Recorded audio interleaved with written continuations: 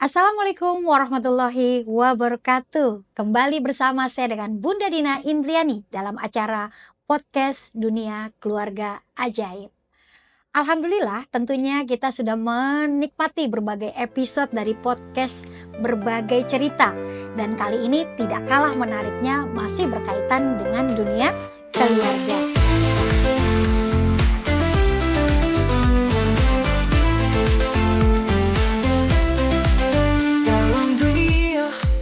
Penuh warna, keluarga ini penuh cerita.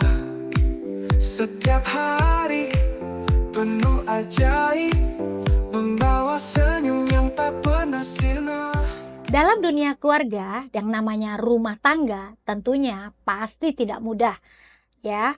Yang mudah namanya rumah makan. Nah, ketidakmudahan dalam rumah tangga ada yang berawal dari faktor internal maupun faktor eksternal. Di episode kemarin kita sudah membahas tentang berbagai kendala dari persoalan rumah tangga yang tantangannya hadir dari segi internal, baik dari segi pasangan maupun anak-anak. Nah, kali ini di podcast Dunia Keluarga Ajaib kita akan membahas tentang problem atau tantangan yang dihadapi keluarga dari faktor eksternalnya. Namun masih dalam lingkup keluarga. Nah, ketika kita menikah, tentunya kita mulai bertambahlah orang tua kita. Selain orang tua kandung kita, ketika kita menikah, kita bertemu dan berhadapan langsung dengan yang namanya mertua. Kita berharap dalam jalani rumah tangga, keadaan kita dengan mertua kita pengennya seperti salah satu perumahan yang berkelas di Jakarta. Pondok Indah. Kalau kita tambahin pengennya pondok mertua indah. Namun ternyata dalam kehidupan rumah tangga banyak sekali yang hadir ternyata bukanlah pondok mertua indah. Yang terjadi adalah pondok mertua yang gak indah-indahnya, gak sesuai dengan ekspektasi. Nah mungkin yang saat ini sedang mengikuti podcast Dunia Keluarga Ajaib mengalami hal yang sama berkaitan dengan faktor eksternal yaitu mertua. Nah kali ini Bunda Dina akan sedikit cerita ya. Apa yang menjadi pengalaman saya sebagai seorang menantu yang dititipi mertua. Dari segi akidah, kami sudah cukup berbeda. Artinya kami berbeda agama. Namun pada dasarnya ibu mertua saya adalah ibu yang sangat baik sekali, sangat baik. Ya. Dan saya dikaruniai oleh bapak mertua pun yang juga sangat demokratis. Namun meskipun kami berbeda agama, bapak dan ibu begitu sangat menghargai perbedaan agama tersebut. Bahkan tak sungkan sebagai seorang nenek menjaga anak cucunya untuk belajar bagaimana menjalankan kewajiban sebagai seorang muslim. Menjaga cucunya untuk mengaji, sholat, dan lain-lain. Namun qadarullah pada saat tahun 2020, saat itu bapak mertua saya tiba-tiba kurang sehat. Ya, setelah kami berdoa suami istri, semoga bapak atau ibu bisa mendapatkan hidayah Islam. Dan singkat cerita, ternyata doa itu diijabah dengan datangnya musibah. Karena ini tiba-tiba, bapak yang awalnya sehat-sehat saja, bapak mertua saya, ternyata tiba-tiba kurang sehat di bulan September waktu itu, di tanggal 20. Nah, pada saat kurang sehat itu, kakak ipar saya dan suami saya tiba-tiba punya ide gitu, mengajak bapak untuk masuk Islam. Dan ternyata tidak ada perlawanan gitu. Namun sebelumnya kami pernah gitu menyampaikan, tidak memaksa gitu. Nah, akhirnya tanpa ada paksaan dan lain-lain, akhirnya bapak ingin sekali masuk Islam. Dan akhirnya kita panggilkan saat itu ada kiai yang bisa mendampingi perjalanan bapak membaca 2 kalimat syahadat. Tepat jam 4 sore bapak masuk Islam. Dan alhamdulillah lancar. Di situ pun saya sedikit sangat bukan sedikit, bahkan sampai terenyuh gitu ya, sampai saya mengkamerakannya adalah detik-detik bapak masuk Islam. Dan saat itu adalah waktu sekitar jam pukul 4 sore, dan akhirnya pada saat maghrib kondisi bapak udah mulai kok tambah ngedrop. Dan akhirnya sholat maghrib pertamalah bapak yang dipandu oleh diimami oleh suami saya dalam keadaan sambil berbaring. Mereka menunaikan sholat maghrib berjamaah pertama antara suami saya dan bapaknya yang baru saja masuk Islam. Namun apa yang terjadi? Sekitar pukul 12 malam, bapak tidak sadarkan diri dan kami bawa ke rumah sakit saat itu. Dari situ sudah terakhir kali bapak sadar. Sampai akhirnya 2 hari kemudian bapak meninggal dunia. Dan kematian bapak saat itu kami lihat gitu di ruangan ICU itu tersenyum gitu dengan indah gitu ya. Karena 2 hari baru masuk Islam, 2 hari secepat itu Allah panggil bapak. Itulah ternyata takdir yang diberikan kepada bapak mertua saya. Dan yang masih ada adalah saat ini adalah ibu mertua saya. Saat itu ibu mertua saya mengalami setelah bapak meninggal, mengalami hal yang sangat dahsyat gitu ya. Karena perbedaan, saya punya cara gitu sebagai seorang ibu dari anak saya gitu ya, untuk konsep pendidikan anak-anak saya. Ternyata ibu mertua saya pun juga punya cara untuk mendidik anaknya. Kebetulan kami adalah satu rumah gitu. Mungkin untuk sekali, 2 kali, sampai 10 kali tak terasa gitu. Sampai akhirnya terasa dari keadaan anak saya gitu. Di usia umur 5 tahun, dia belum bisa makan sendiri gitu. Karena neneknya salah satunya adalah selalu gitu menyiapkan semua kebutuhan cucu dari A sampai Z-nya gitu. Saya sebagai ibu kadang-kadang khawatir gitu, apakah ini yang terbaik buat anak saya? Sedangkan secara mesin kecerdasan anak saya dia adalah tipe belahan otak kiri dan paling atas, di mana fitrah genetika yang Allah titipkan kepadanya adalah mandiri gitu. Tapi kemandirian itu ketika bersama dengan neneknya seolah-olah hilang gitu. Ketika saya punya konsep kemandirian untuk melatih untuk anak saya di usia 0 sampai 7 tahun, karena 0 sampai 7 tahun adalah usia yang paling berharga gitu. Kita menanamkan apa jadinya ya seperti itu gitu. Sampai akhirnya terjadilah suatu hari saya nggak tahan, nggak sabar dengan mertua saya begitu memanjakan anak saya gitu. Mungkin cara saya juga tidak tepat gitu ya. Saya eee, se saya kasih dia buku gitu, terus aku bilang, "Boleh nggak Bu, nggak disuapinnya terus anak aku bilang gitu. "Aku pengen anakku mandiri," gitu. Tapi ternyata cara saya menyakiti hatinya. Beliau luka, beliau marah sama saya gitu ya. Dan 3 hari kemudian beliau check out dari rumah saya. Di situ yang terjadi adalah kebingungan suami gitu, antara dia harus memilih ibunya atau saya istrinya gitu. Kami sama-sama niatnya baik, tapi cara kami yang nggak baik, saya yang nggak baik. Saya menyadari itu cara saya yang nggak baik gitu ya. Ternyata ketika akhirnya dalam fase transisi itu saya ketemu gitu dengan seorang guru, dia menyampaikan gini, "Kalau orang tua nggak tepat, dia posisinya di atas kita gitu, dan kita harus pakai jurus 40/1," katanya gitu. "Apa itu 40/1?" Aku bilang, "Satu kali kita ngomong lemah lembut sama orang tua kita atau mertua kita, 40 kalinya doa, jangan langsung realita," katanya gitu. "Kalau anak kan bisa kita kasih tahu karena posisinya di bawah kita, tapi kalau orang tua nggak bisa," gitu. Dan ternyata orang tua saya keburu terluka gitu ya dengan tindakan saya saat itu sebagai menantu gitu ya. Saya sampai minta maaf, tapi terlihat gitu dari gestur beliau, beliau belum ridho gitu karena dia merasa cucunya diurus sama dia dari kecil gitu ya. Saya seperti menantu yang tidak tahu diri gitu saat itu.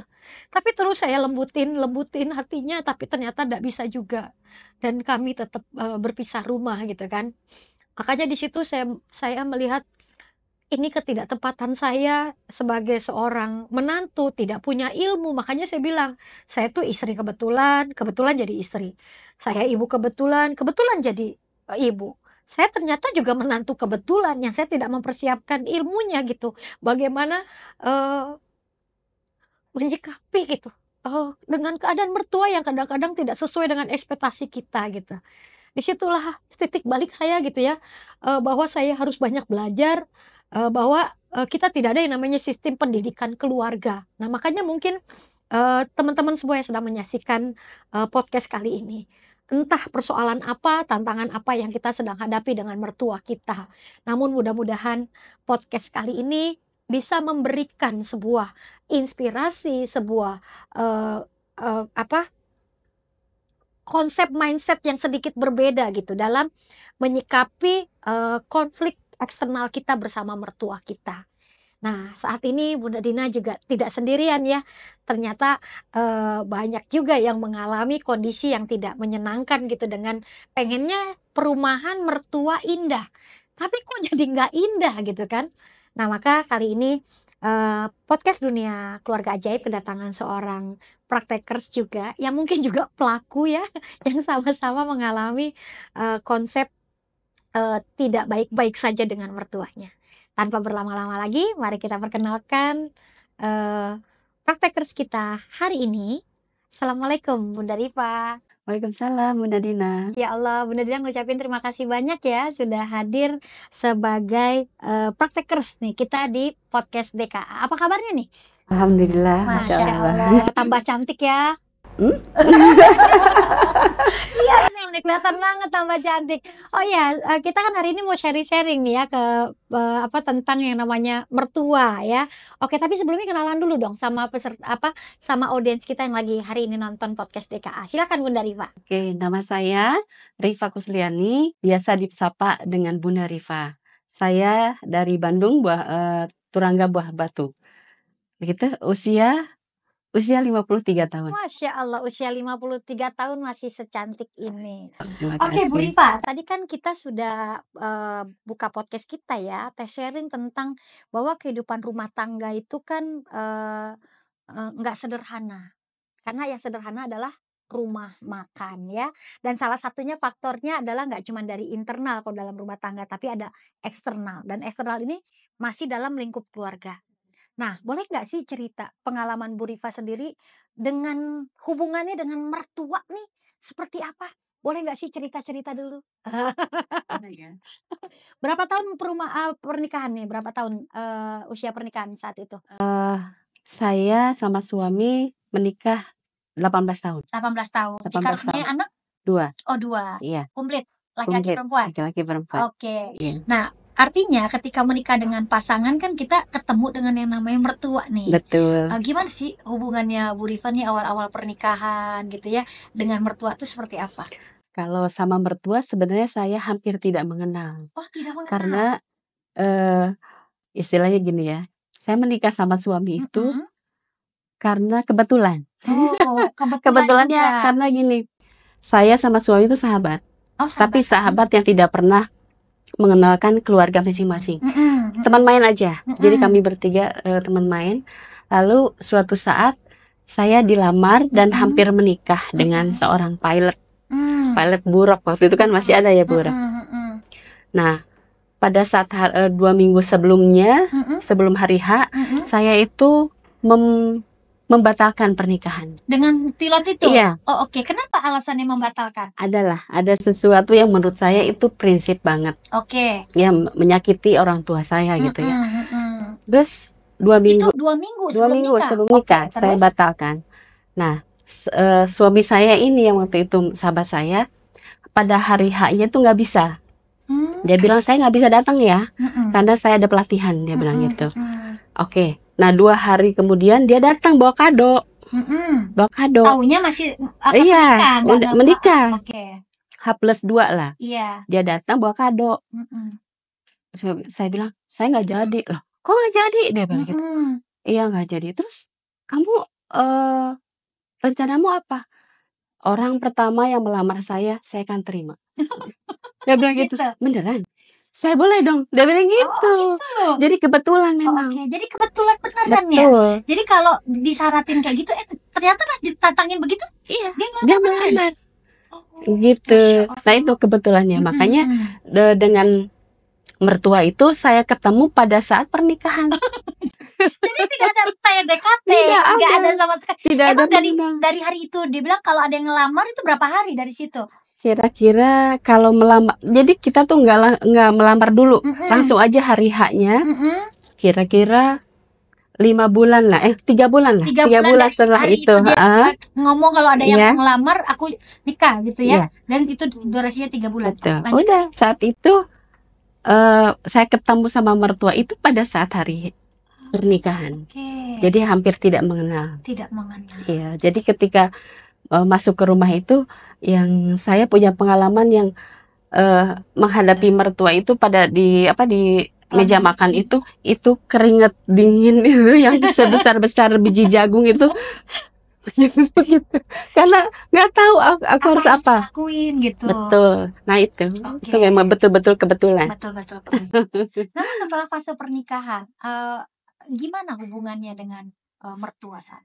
Nah, kalau ayah mertua itu begitu saya bertemu itu memang orangnya hangat. Oke. Hangat. Jadi memeluk saya itu seperti Mencair lah ya. memeluk saya itu seperti sudah kenal lama gitu. Oke, baik. Nah, kalau sama ibu memang harus adaptasi ya. Adaptasi. Oke. Adaptasi bukan karena beliau bagaimana, karena saya melihat sosok ibu saya kandung dengan ibu mertua itu jauh berbeda. Tipenya berbeda. Berbeda sekali. Oke. Kalau ibu mertua itu ceplas-ceplos. Oh, belak-belakan. Belak-belakan. Oke, siap. Ini gitu ya. Sementara ibu saya kecepatannya berapa kilometer per jam? jadi nggak ada yang nggak enakan gitu sama Oke, siap. menantu itu. Jadi saya shock Sedangkan gitu. tipe ibu kandungnya? Ibu kandung sebenarnya lebih ke jaga image, Oh, oke. jaga image gitu ya. Jadi kalau misalnya ke orang yang baru dikenal itu, ibu saya langsung menjaga banget. Tapi kalau ibu mertua saya itu yang kamu gini ya, nih gitu. Oke. Hah? Gue bilang, Terus oh kaget gini. dong. Kaget. Oh, kaget banget. Betul. Oke, pernah Nah. diceplosin apa? Katanya mertuanya ceplos-ceplos nih. Ceplos Oke. apa ya? Yang pernah diceplosin apa ya? Oh iya, pernah. Saya tuh masak super mie, Oke. Indomie mie instan.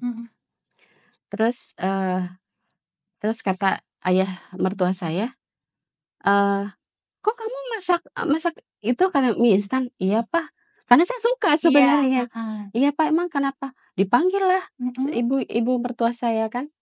Ma, ini kenapa menantunya katanya makan makanan sampah? Hah? Aku bilang, sampah? Kamu juga sih kata makanan kayak gitu, emang ada makanan? Emang saya doyan gitu kan. Jadi buat kalangan kalau keluarga suami tuh Itu sampah itu. super mie instan tuh sampah. Sampah. Gitu. Kita enak banget ya. Ini nonton juga pasti dimakan Indomie ya. Nah gitu. Hal-hal yang kayak gitu, hal kecil yang saya Jadi sering terkaget-kaget. perbedaan yang terkaget-kaget dari soal mie instan doang ya. Betul. Oke, Jadi saya pikir di situ, kalau di rumah ini nggak boleh makan mie instan. Jadi diceplas-ceplosin kayak gitu yang membuat gini ya, kok gini sih, gitu. Jadi itu awal pernikahan kaget banget tuh dengan Kaget perbedaan banget. budaya, kebiasaan lain-lain tuh kaget Betul. banget. Oke, apalagi ceritanya tentang mertua yang membuat wow. Kalau sebenarnya kalau hubungan saya dengan mertua itu Oke. tidak terlalu banyak konflik ya. Iya. Justru konflik saya itu sama suami saya. Oh, oke. Ya, gontok-gontokannya di kamar. Oh, oke. Jadi ketika misalnya mertua bilang wah langsung bawa ke kamar tuh. Mertuanya suami yang dibawa ke kamar. Suami.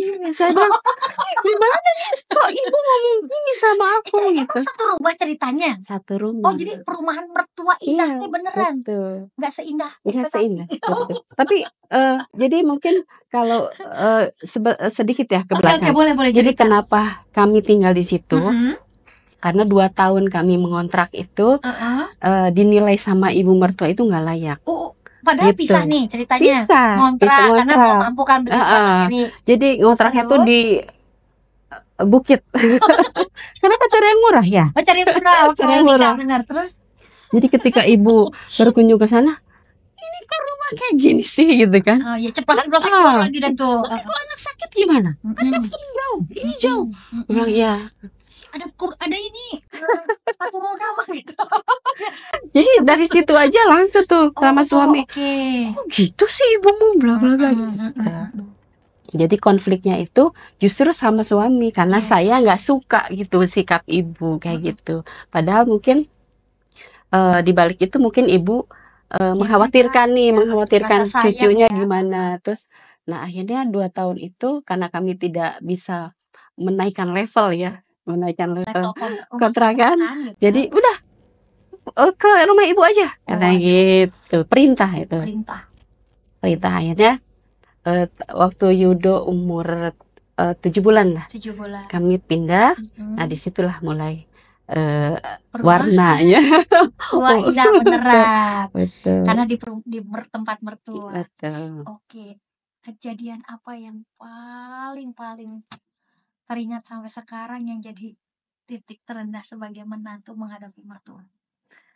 Kembali lagi tadi sebenarnya saya tahu ya bahwa itu saya menyadari banget bahwa saya punya karakter yang kurang ini ya, kurang baik ya, Mm-mm. maksudnya temperamental.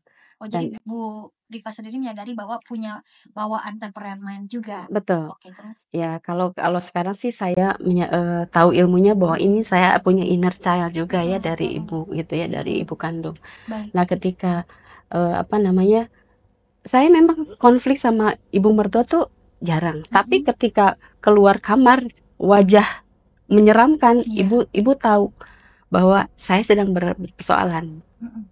Dan ibu tidak pernah dikasih tahu bahwa persoalannya sama ibu. Iya. Yang sama oleh suami saya tuh nggak pernah dikasih tahu bahwa sebenarnya konfliknya sama ibu bukan sama aku gitu. Enggak, tapi begitu keluar kamar dalam wajah yang Keadaan belum seperti beres ya gitu ya. gitu. Kenapa istrimu gitu Oh, kan? suami Terus nggak bisa ngomong gara-gara ibu gitu nggak bisa ya. terus Oke. kata suamiku, Cicahumnya lagi datang katanya. Jurik Cicahumnya lagi datang karena saya ada Cicahum. Ketempelan. Cuma itu aja. Oh gitu. Nah itu Jadi benar-benar tidak ini kan lah ya tidak suami sama dipotong. suami tidak. Makanya yang kasihan tuh suami. Oke. Jadi bolak Gimana sih responnya suami kalau Bu Rifa lagi mengeluarkan semua ketidaksukaannya kepada mertua, terus sikap suami itu gimana coba? diem, Oh, diam aja. diem. Jadi aku ngawak-wak ya. Bahasa apa ya? Ngawak-wak. Yang nonton bukan dari Bandung doang soalnya. Ngawak-wak. Ngoceh. Panjang kali lebar. Iya, Bisa kayak gini kan ibu tuh kenapa gini bla bla. Suami cuma gini, udah capek. Oh, udah capek. Ya udah. Terus gimana? Aku harus apa? Ya harusnya kan gini-gini. Oh iya. Udah, setelah itu udah. Itu aja Cuma responnya. itu aja. Yang penting istri udah bisa ngeluarin, udah didengerin aja gitu Iya. ya. Masalah nanti di Oke. keluar kamar suami tidak melakukan apa yang aku harapkan, ya udah keluar kok gitu. Oh, oke. Jadi udah cukup mengobati lah ya. Oke, Gitu. jadi artinya ternyata itu dengan suami sikapnya sangat-sangat luar biasa Betul, untuk betul, meredakan temperamennya Bu Rifa menghadapi mertua ya. betul. Dan ternyata memang ketidakcocokan itu sangat luar biasa perbandingannya antara betul. mertua dan Bu Rifa. Iya sih kayaknya. Karena ibu mertua saya itu dari kalangan ningrat ya. Oh, yalah. Kalau saya kan dari terminal Cicahem. Jadi yang satu warga kerak. Iya, gitu. Tapi ya itu satu kelemahan kata ibu mertua juga satu kelemahan dia juga memang iya mulut ibu juga memang nyinyir kata gitu. Memang kita sama-sama menyadari saya Iya. punya background yang tidak kurang baik lah ya dengan ekspresi sikap menghadapi orang tua yang marah atau gitu ya. Terus kalau ibu juga menyadari, iya ibu tuh memang nyinyir katanya. Gitu. Nanti tambahan nyinyir lagi.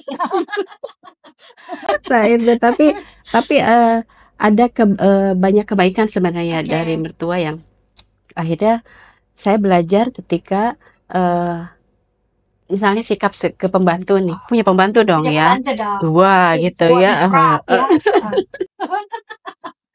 Jadi nih karena dapur ke sono pembantu yang sono gitu, yang ruang tamu ke sini pembantu satu gitu ya.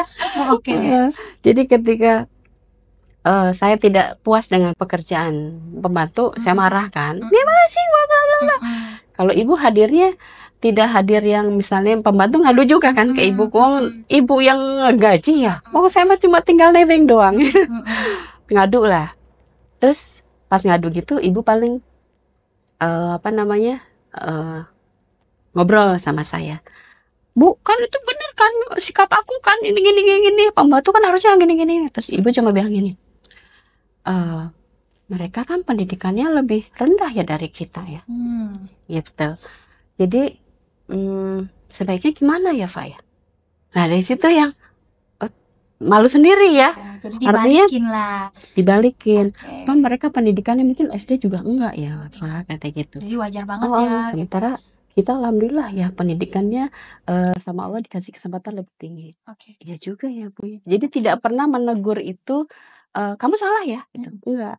Tapi meskipun dia cepat ceplos gitu Iya, ya. cepat ceplos. Tapi puncak-puncaknya Bu Ripa keselnya gitu lah kan, sebagai menantu tuh pernah nggak puncak-puncak keselnya gitu sama mertua tuh sampainya kalau dulu kan saya pernah itu ya ada sekolah kalau kita kesal, bukan sekolah kayak kelas gitu, orang-orang yang inner child sama bapak ibunya sampai akhirnya ada kelas yang namanya andai dia bukan orang tuaku.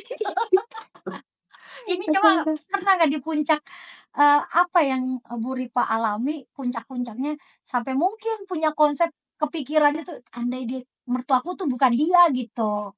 Ada nggak, pernah nggak itu puncaknya kesalnya sama mertua? Kesalnya pernah hampir kita keluar rumah. Oh, Gitu, hampir. hampir. Kalau ini saya check out. Ini mau check out. Ini pengen check out karena yaitu orang tua ibu saya itu kan seneng mengundang orang nyanyi lansia tuh kan karaoke organ tunggal. Sementara organ tunggal itu pas di depan rumah, di depan kamar saya. Kan tahu kan kalau lansia nyanyi pitch controlnya seperti apa gitu kan. Udah kayak ini dulu ingat kalau pitch control kan Sri Utami ngomongin pitch control. Antara pitch control belum beres, udah gitu berinovasi. Bahkan autan. Jadi akhirnya saya di kamar ini.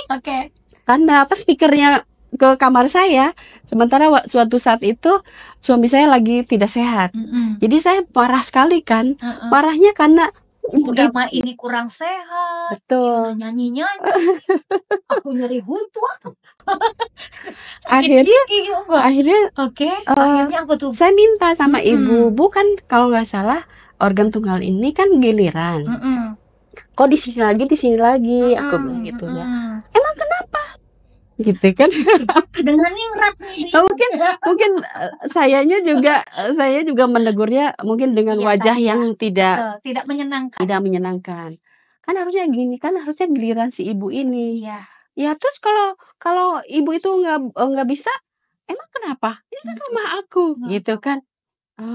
Iya sih memang rumah ibu, tapi kan aku bilang ini Mas Budi kan lagi nggak sehat, aku bilang gitu. Ya udah terserah kalau kamu nggak suka, gitu. Oke, udah dari situ, udah dari situ, udah mulailah sama suami, kita harus keluar dari rumah ini.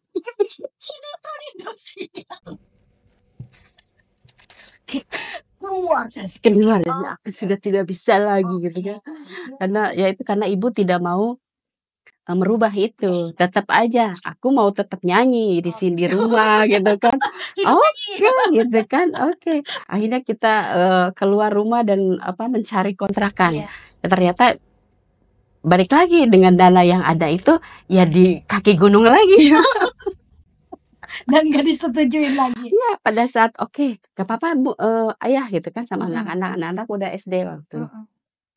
Tapi pada saat kita pamit, ayah mertua yang sakit. Jadi ketika kami izin ya untuk mandiri ya, aku bilang gitu. Kemana? Katanya gitu. Kita mengontrak, mau belajar nih. Padahal bahasnya. Padahal itu gitu ya. Tapi pada saat itu kita nggak tega karena kan bapak itu pendiam ya. Jadi ketika ada dia tidak suka atau bagaimana, dia langsung stresnya gatal. Akhirnya kita pertimbangkan lagi demi papa itu. Oke, Masya Allah ya, cerita tentang mertua tuh nggak ada habis-habisnya. Kalau tadi cerita tentang mertua saya dan tadi juga seru banget ya cerita tentang sekitar mertuanya Bunda Rifa. Waktu itu saya sendiri juga berusaha bagaimana untuk bisa memperbaiki hubungan saya dengan mertua saya. Sampai akhirnya titik balik saya tuh dapat cerita di sebuah kajian ilmu gitu ya, tentang ternyata ketika saya ngalami dengan mertua saya, tapi bener loh, kenapa seorang perempuan itu harus sibuk ke majelis ilmu. Ya karena kenapa? Kalau dia nggak sibuk ke majelis ilmu, dia akan sibuk dengan perasaan-perasaan dia sendiri. Nah, ketika saya lagi mengalami posisi yang sebenarnya pengen pengen memperbaiki sama mertua saya, tapi karena mertua saya sendiri sudah luka gitu ya, saya juga masih ada sedikit-sedikit gengsi gitu ya. Ya, dan akhirnya Allah mempertemukan saya dengan sebuah cerita yang sangat luar biasa ketika dalam sebuah kajian. Jadi waktu itu kok temanya sama ya, mirip banget apa yang saya alami. Dalam kisah dia diceritakan ada seorang menantu yang sangat kesel banget gitu ya sama kelakuan mertuanya. Ya mungkin agak-agak mirip tadi, apa-apa dikomentarin, apa-apa dicaci maki, padahal dia tinggal sama mertua, itu nyiapin segalanya buat mertuanya. Sampai akhirnya puncak-puncaknya tahun mereka kelima dalam pernikahan. Karena udah nggak tahan dengan keadaan mertua, tapi juga tidak bisa pindah dari rumah tersebut gitu karena kondisinya. Sampai akhirnya si menantu ini cari cara jalan pintas. Karena dia ngerasa udah 5 tahun ini kok nggak ada perubahan gitu ya. Dan dia semakin semakin sakit. Mungkin kalau dulu dia waktu belum nikah namanya inner child ya. Ini apa namanya ya? Inner mertua gitu. Jadi dipendam ya. Sampai akhirnya kisah ini diceritakan si menantunya tuh mendatangi seorang tabib dan cerita lah gitu, "Tabib tolong dong bikinin saya ramuan," katanya. "Gimana caranya ya biar mertua saya meninggal dunia? Tapi perlahan-lahan biar gak ketahuan saya yang ngasih," gitu katanya gitu. "Emang kenapa mertua kamu?" kata tabib. "Begini begini begini," diceritakan lah. Nah sampai akhirnya, "Kamu udah dipikirin mau ambil ramuan ini?" "Sudah dipikirkan." "Resikonya sudah dipikirkan?" "Sudah dipikirkan. Pokoknya gimana caranya mertua saya nggak ada lagi di muka bumi." Saking puncak membaranya tuh si menantu kesel sama mertua. Sampai akhirnya dikasihlah sebotol ramuan. Tabibnya bilang gini, "Berikan, cipratin lah ibaratnya ya, air ini di atas makanan favoritnya. Selama 30 hari jangan berhenti," katanya gitu. "Oh gitu doang? Nanti pas 30 hari kamu akan merasakan, dampaknya," katanya gitu. "Nggak ketahuan itu gara-gara aku?" "Oh nggak ketahuan karena panjang 30 hari." "Cuman gitu doang?" "Enggak, ada lagi satu lagi," katanya gitu, "SK berlaku." "SK-nya apa tabib?" "Selama 30 hari kalau mertua kamu ngomel, kamu jangan bales, 'Iya iya maafin saya,' gitu aja," katanya gitu ya. "Apapun dia ngomel?" "Iya, ngelakuin aja gitu, katanya kamu nggak mau ketahuan." "Oh oke deh," katanya gitu. Terus syarat yang kedua SK-nya, apa itu? "Bikinin makanan favoritnya pagi, siang, malam, cipratin air ramuan ini." "Oh gitu tabib, gampang dong." "Gampang, 30 hari aja." "Nggak ketahuan itu saya yang ngeracunin?" "Kagak ketahuan." "Silakan dia pulang dipraktekkan."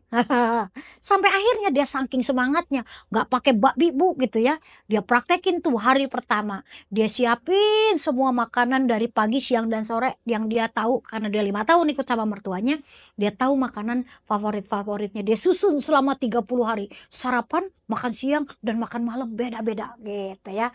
Dan dengan indahnya dia cipratin, cering cering cering. Nah, tapi apa yang terjadi? Seminggu disiapin, kelakuan mertua nggak berubah. Tetap caci maki, tetap marah-marah semua. Bahkan ada sebagian makanannya dibuang sama mertuanya. Tapi dia ingat sama SK-nya, jangan marah, tahan, iya-iya aja. Nah, minggu kedua begitu juga. Minggu ketiga agak ngereda.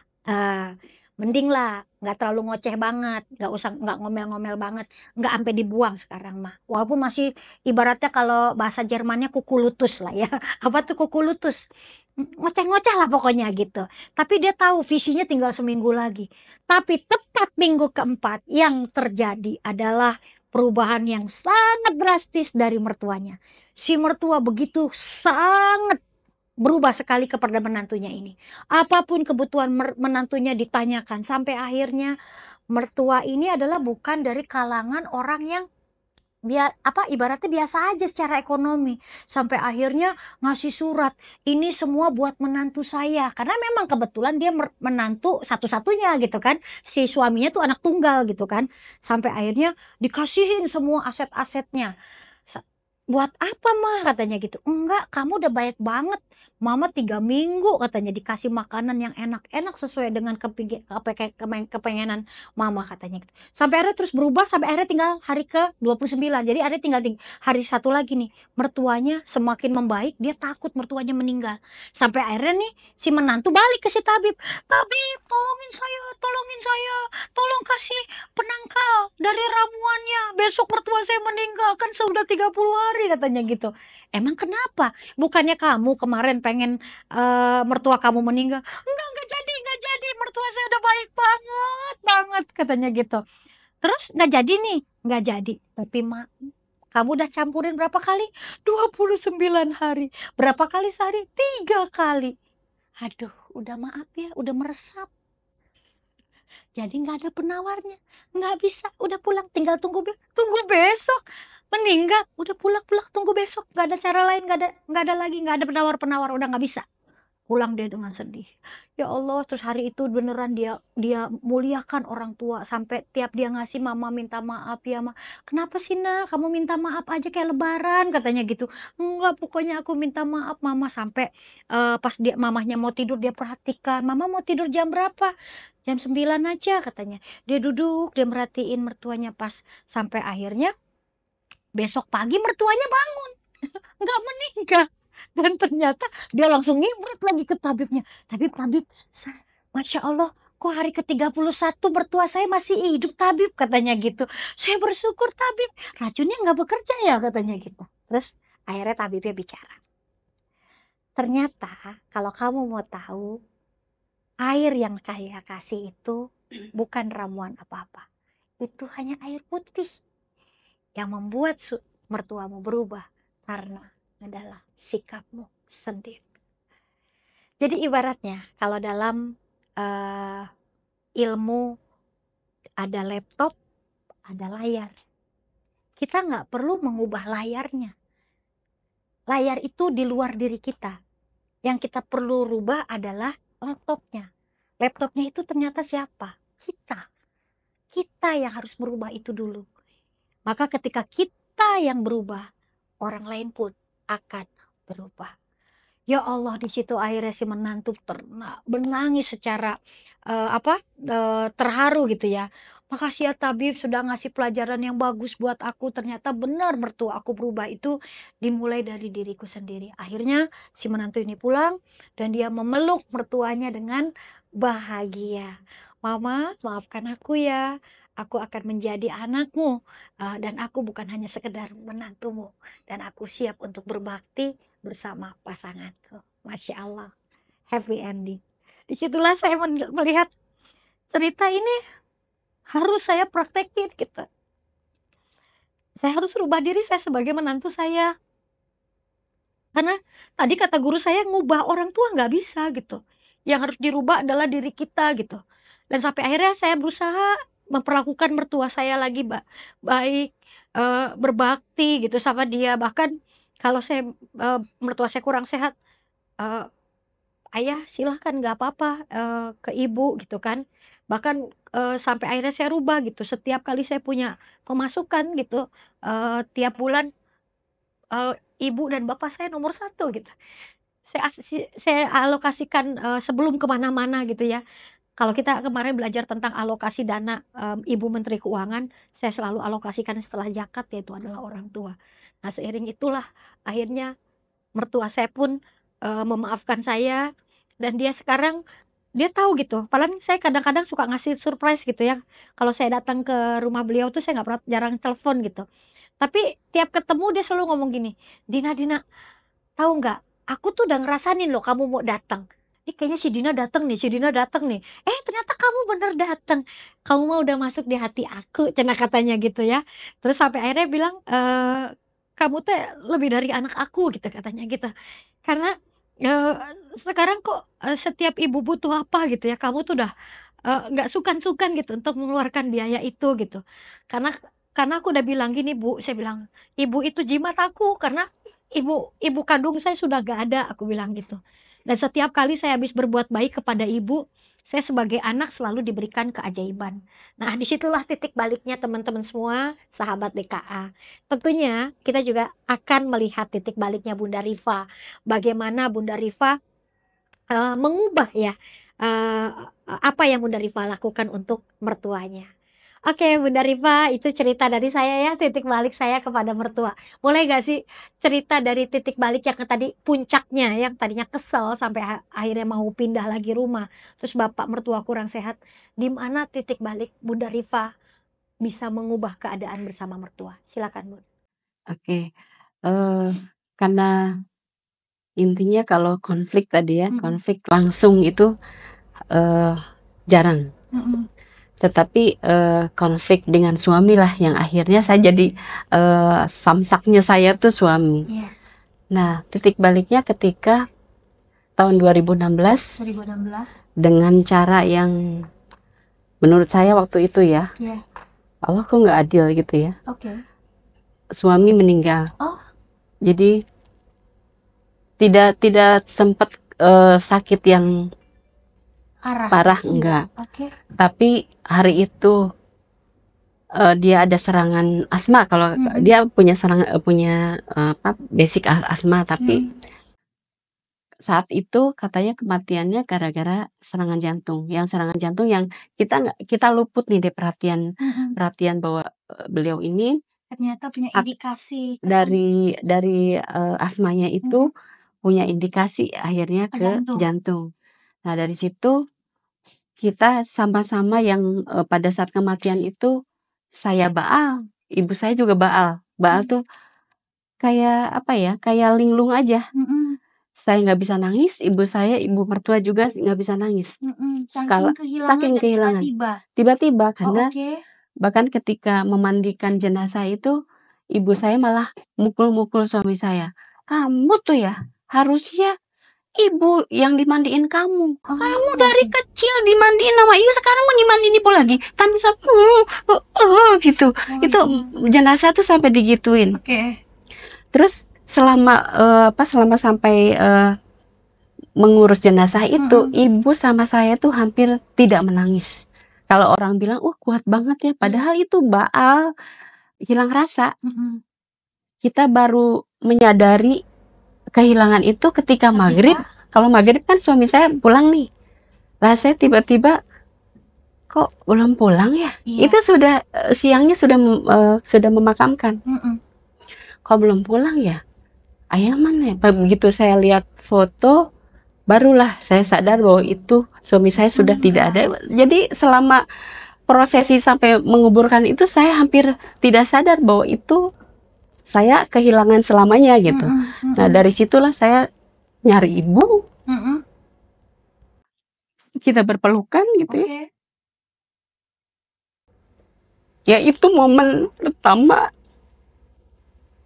yang betapa dekatnya saya sama ibu mertua gitu. Itu momen pertama, justru di hari pertama suami meninggal. Iya. Ibu nggak ngomong apa-apa, cuma nepuk-nepuk pundak saya. Cuma, ibu, Mas Budi nggak pulang. Aku bilang, kok dia nggak ninggalin aku? Cuma terus saja. Nah, setelah itu hari-harinya kami habiskan dengan membahas Mas Budi. Dan mungkin kalau saya 3 bulan pertama itu ya sama-sama lupa, sama-sama kita berurai air mata, sama-sama kok gini sih gitu. Allah nggak adil ya. Gitu ya, kok Mas Budi dulu sih, harusnya aku gitu kan, karena anak-anak tuh lebih dekat sama bapaknya, sama ayahnya daripada aku, karena kita juga memang bagi tugas. Karena saya galak, saya tahu saya galak.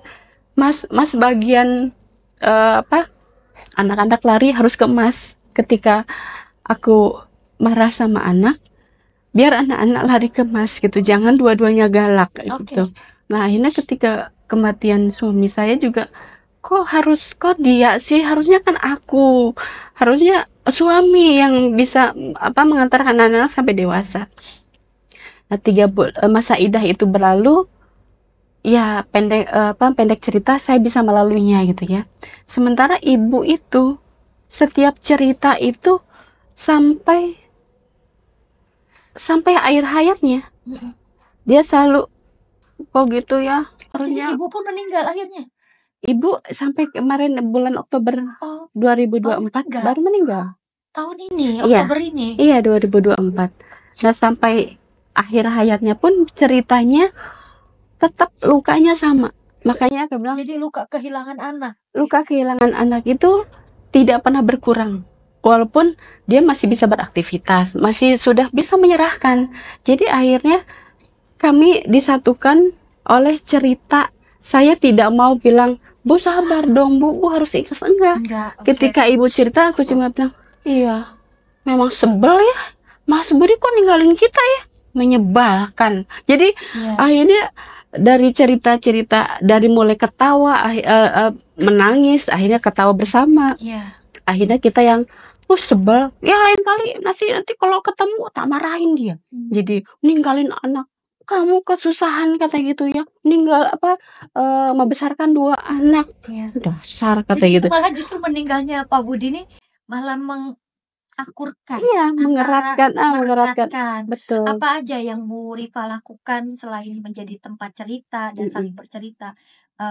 Cara-cara apa yang Bu Rifa lakukan untuk memuliakan serta membahagiakan mertua yang ternyata sama-sama luka kehilangan anak gitu ya? Betul.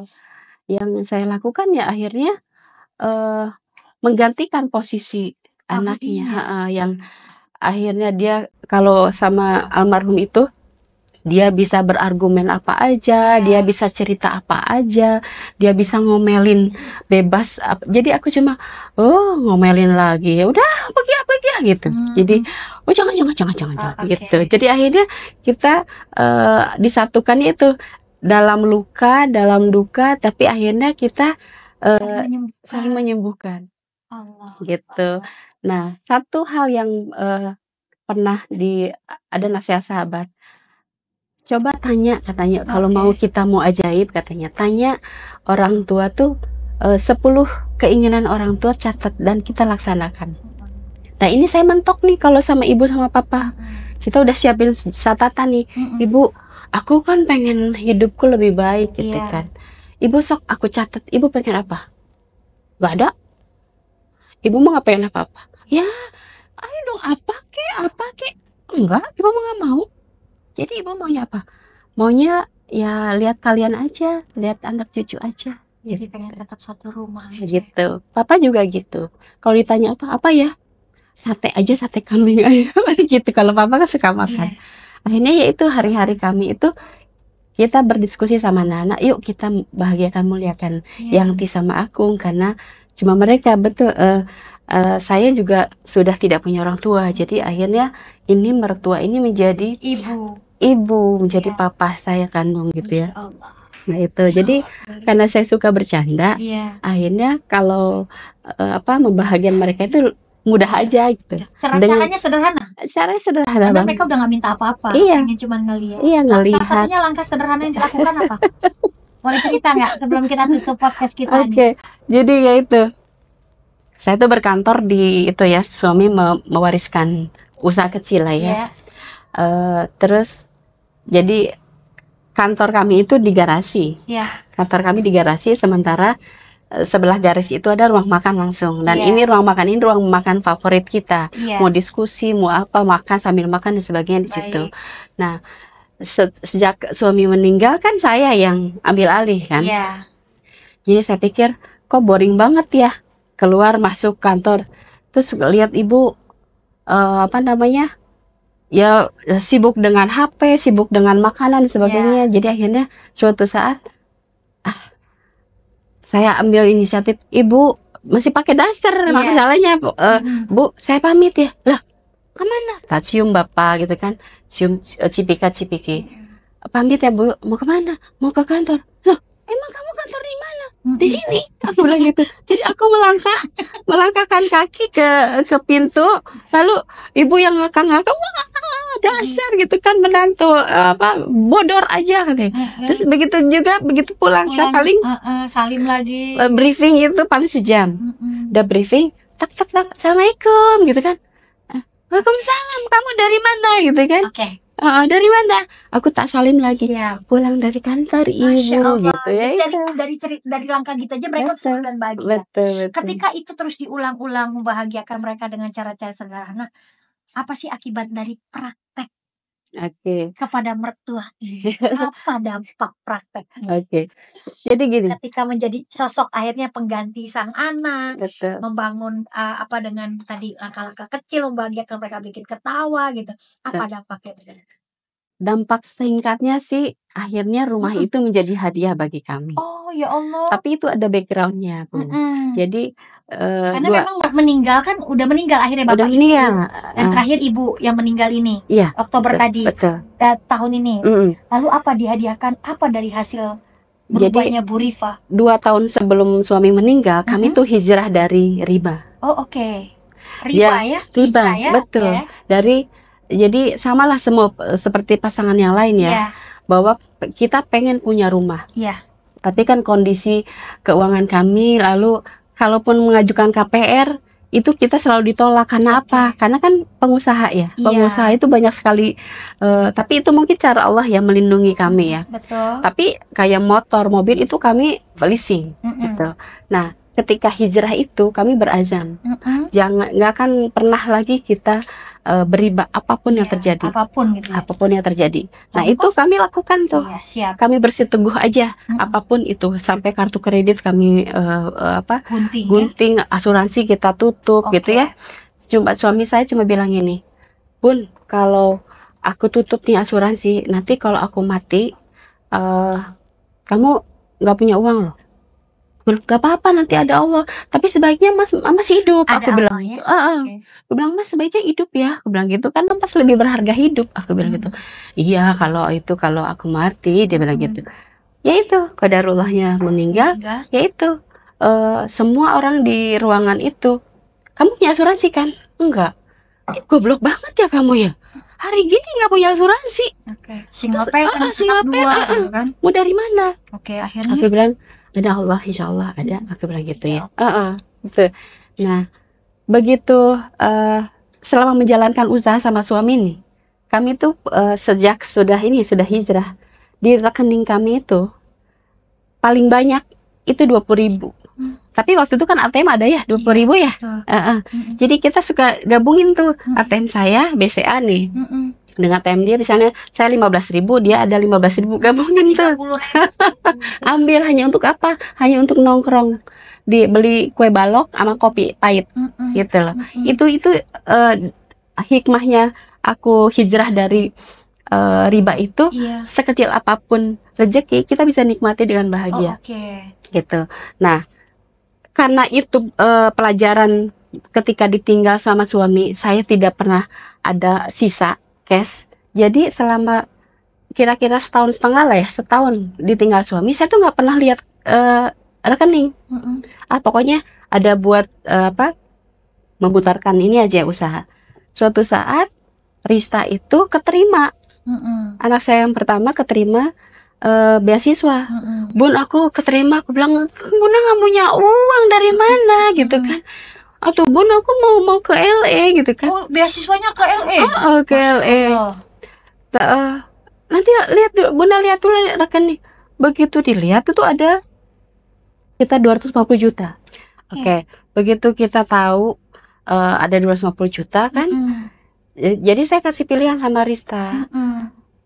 Apa nggak kita keluar dari rumah dulu gitu kan, karena ini lumayan lah, entah itu bisa ngontrak atau apa, tapi Bunda tuh pengen mandiri kita gitu kan. Akhirnya ya Risa juga ya udahlah gitu kan, nggak mau ngalah gitu. Nah, ketika saya ungkapkan ke ibu ya, Bu, kami mau pamit. Pamit kemana? Kata ibu kan.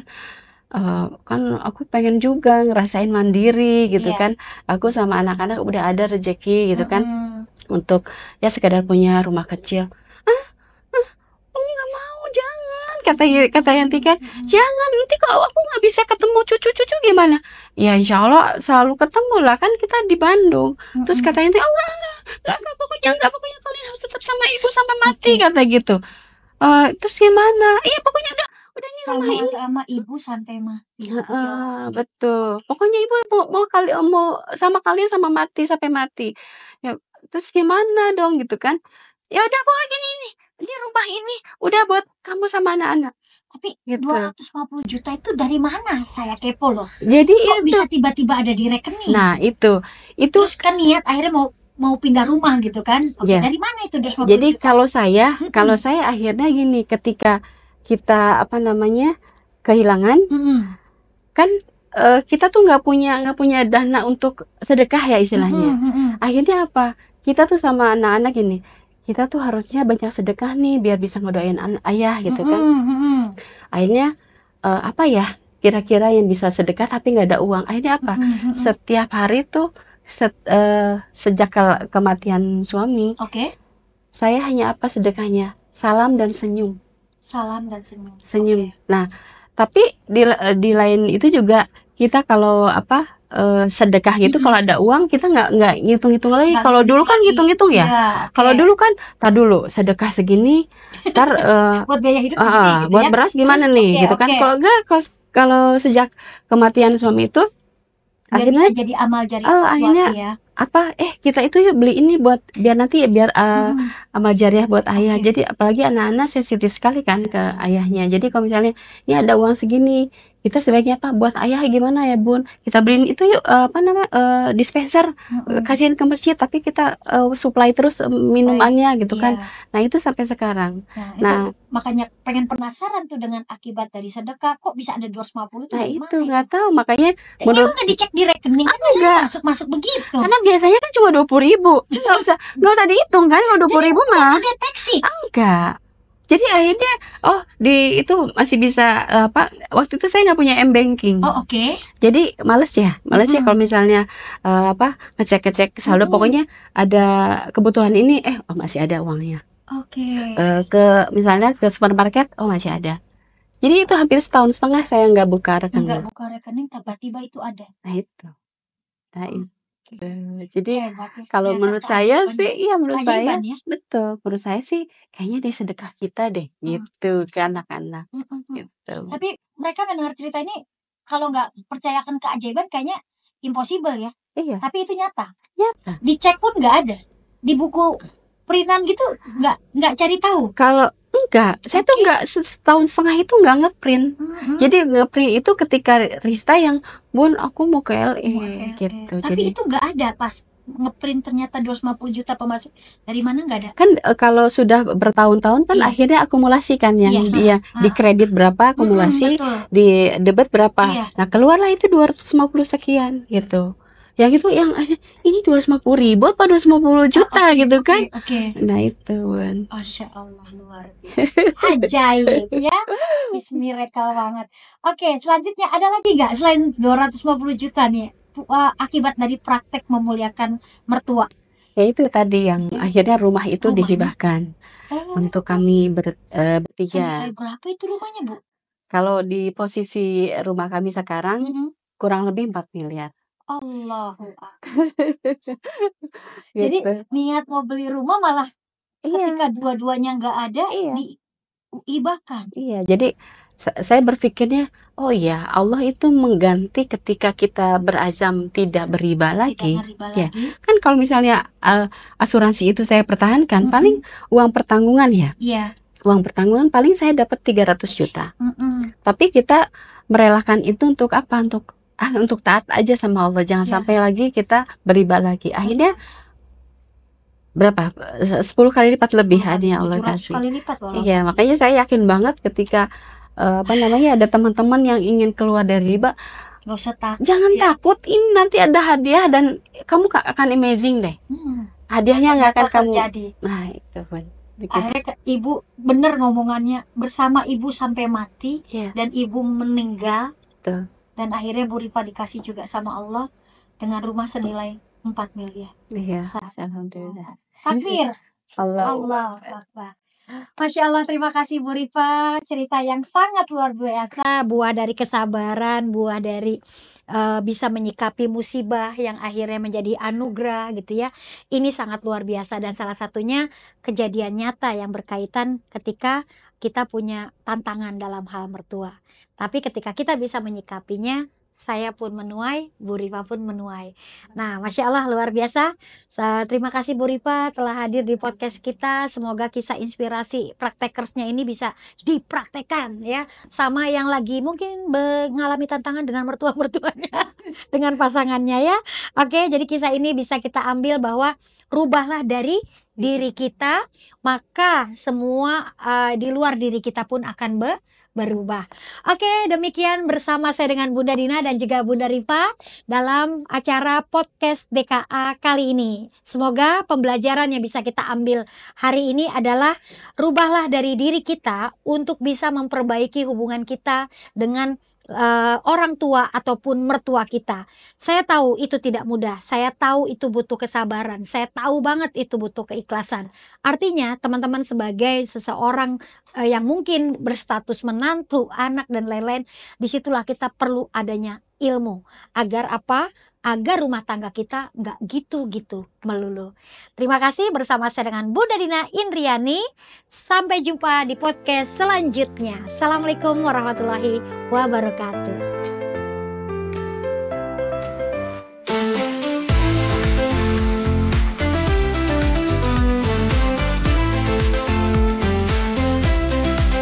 Dalam dunia penuh warna, keluarga ini penuh cerita. Setiap hari penuh ajaib, membawa senyum yang tak pernah sirna. Di ruang tamu kita berkumpul, tawa dan canda tak pernah kempul. Dunia luar boleh berubah, tapi di sini rasa sentosa. Oh keluarga ajaibku, kau tempat aku berlindung. Dalam pelukanmu aku tahu cinta tiada henti mengalir. Pagi cerah dengan hangat, kasih membina dalam pelukan mesra. Setiap saat bersamamu hiasi dunia ini, terasa sempurna.